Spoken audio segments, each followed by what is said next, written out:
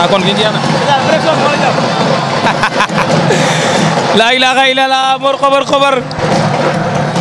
ndeysaan segmenté essayé wi ma mor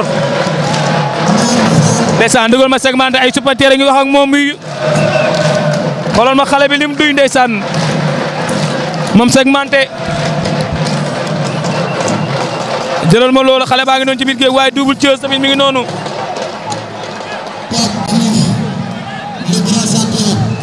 segmenté ngi noonu bi fi mujj nag daa ñàkk diggante ak moom Ada Alba la woon te mu ñëw di def deuxième sorteem ñuy xool lan mooy xew tey ndeysaan Noiro Junior a ngi noonu moom moo yor ki nga xam ne mooy segmenté mooy indi ki nga xam ne mooy Double Thieuze maa ngi jégalu nee na ma sànq damay daan booy bi Double Thieuze day daan segmenté man ma jël Bécaye daan ko la ilaha illallah waaye mbër mi nekk ci biir géew bi nag yàgg na fi de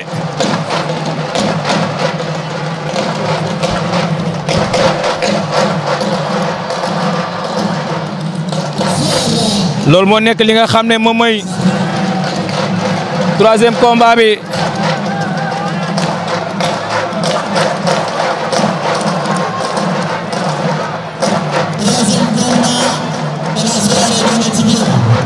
troisième combat moo nekk noonu ci biir géew bi mi ngi noonu Double Thieuze ak segmenté ñoom ñaar ñoo nekk noonu entraîneur bi dañ kaa disqualifié mooy Noiro Junior ñu ngi noonu dañoo dëpp 16 bi wala alkaati bi nekk da ko génne ñaari xale yaa ngi noonu diggante ki nga xam ne mooy segmenté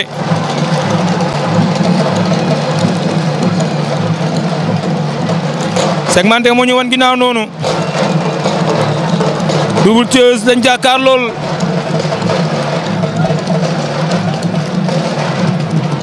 ari baa ngi noonu di xool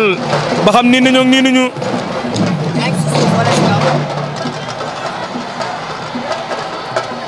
tey nag taw bi yàq na liggéey bi ari baa ngi noonu di xool ki nga xam ne mooy segmenté xool na ko niinul ari baa ngi noonu di waaj a siffler li nga xam ne mooy troisième combat de la soirée di dox si diggante ak segmenté segmenté ak ki nga xam ne mooy Double Thieuze segmenté toj na nen ba arbitre bi sifflé na génn seen diggante ñoom ñaar ña ngay léewtoo ñoom ñaar diggante segmenté ak Double Thieuze ñaari xale yi ne boo leen xoolee ci taxawaay benn lañu segmenté nee naa la bi mu fi mujj dafa ñàkkoon tey nag ñu xool ba xam dina ko jëli wala du ko jëli Double Thieuze da doon jàppante doon na ko tànk jeexagul doon na ko tànk ni daje ñoom ñaar ku ci nekk am nga ngemb jàppante nañu ñoom ñaar jéem na ko kal segmenté kal na ko Double Thieuze kal na ko wëbëti na ko tegal na ko siège la ilaha illallah jël ba rëy na jël ba rëy na xale baa ngi noonu ndeysaan moom segmenté ndeysaan xale baa ngi noonu ba fi mujj daa ñàkkoon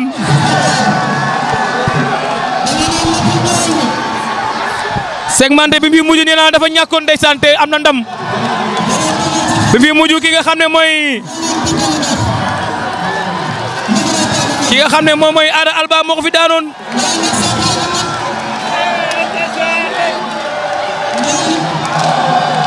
ndeysaan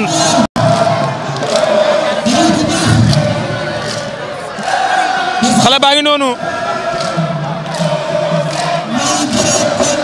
général missionnaire maa ngi lay ziar di la bëggee ndigal bëreegul ndeysaan dama amuloon commentaire yi moo tax ndax taw bi moo ñu yàqaloon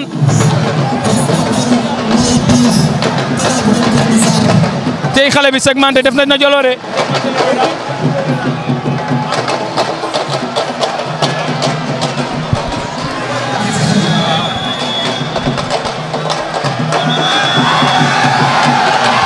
ndeysaan